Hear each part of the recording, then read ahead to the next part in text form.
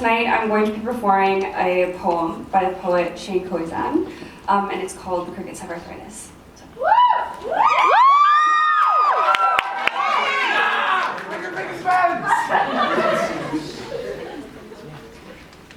It doesn't matter why I was there, where the air is sterile and the sheets sting.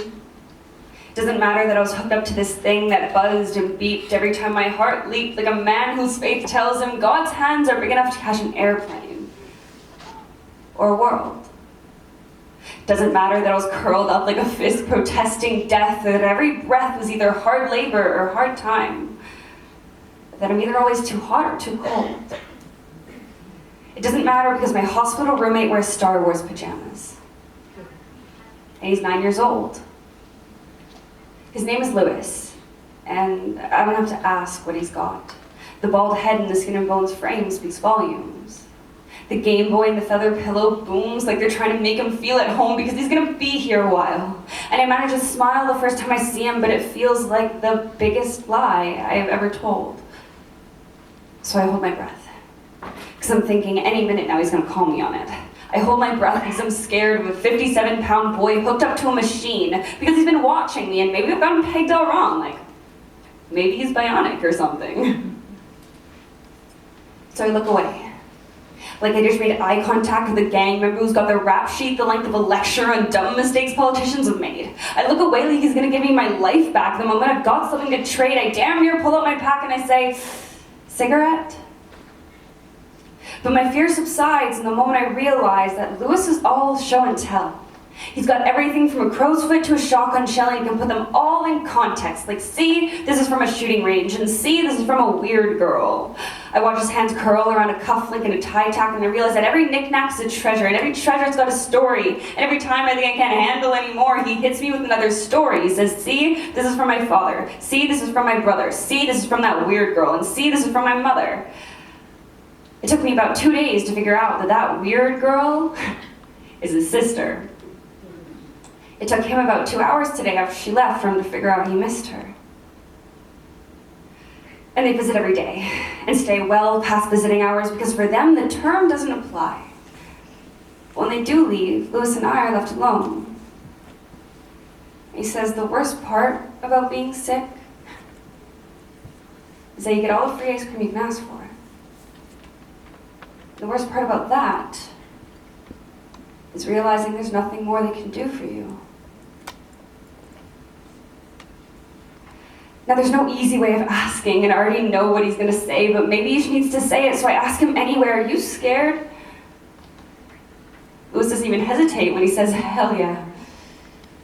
I listened to a 9-year-old boy say the word hell like he's a 30-year-old man with a nosebleed being lowered into a shark tank. He's got a right to it. And if it takes this kid a curse word to help him get through it, I want to teach him to swear like the devil's sitting there with a pen and a pad. But before I can forget that this kid is 9 years old, he says, please don't tell my dad. He asked me if I believe in angels. And before I realize I don't have the heart to tell him, I tell him not lately. And then I just lay there, waiting for him to hate me. But he doesn't know how to, so he never does. Lewis loved like a man who lived in a time before God gave religion to men and left it to them to figure out what hate was. He never greets me with silence. No, only smiles. And a patience I've never seen in someone who knows they're dying, and I'm trying so hard not to remind him I'll be out of here in a couple of days smoking cigarettes and taking my life for granted, and he'll still be planted in this bed like a flower that refuses to grow. I've been with him for 5 days, and all I really know is that Lewis loves to pull feathers from his pillow and watch them float to the ground. Almost as if he's the philosopher inside of the scientist, ready to say it's gravity that's been getting us down. The truth is, there aren't enough miracles to go around, kid.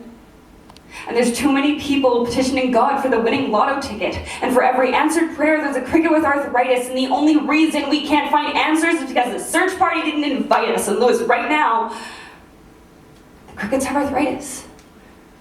So there is no music.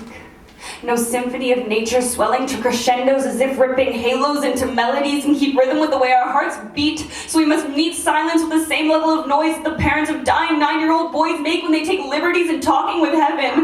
We must shout until we shatter in our own vibrations and let our lives echo and grow, echo and grow, echo and grow distant enough to know that as far as our efforts go, we don't always get a reply, but I swear to whatever God I can find in the time I have left, I'm gonna remember you, kid. I'm gonna tell your story as often as every story you told me, and every time I tell it, I'll say, see? There's bravery in this world.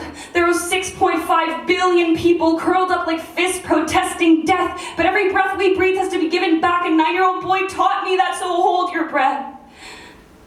The same way you'd hold a pen when writing thank you letters on your skin to every tree that gave you that breath to hold. And let it go. Like you understand something about growing old and having to give back. Let it go like a laugh attack in the middle of really good sex. The black eye will be worth it. Because what is your night worth without a story to tell? And why wield a word like worth if you have nothing to sell?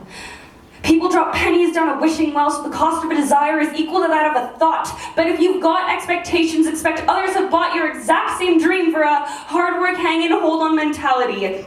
Like I accept any challenge, so challenge me. Like I brought a knife to this gunfight the other night, I mugged a mountain, so bring that, I've had practice. Lewis and I, we cracked this world wide open, and we found that the prize inside is we never lied to ourselves. Never told ourselves it would be easy or undemanding. So we sing in our own vibrations, and dare angels to eavesdrop and stop mid-flight. Oh my God. Dare angels to eavesdrop and stop mid-flight to pluck feathers from their wings and write demands that God's hands will take the time to catch you, so that even if God doesn't, it wasn't because we didn't try. I don't often believe in angels, but on the day I left, Lewis plucked a feather from his pillow and he said, "This is for you." I half expected him to say, "See? This is the first one I grew."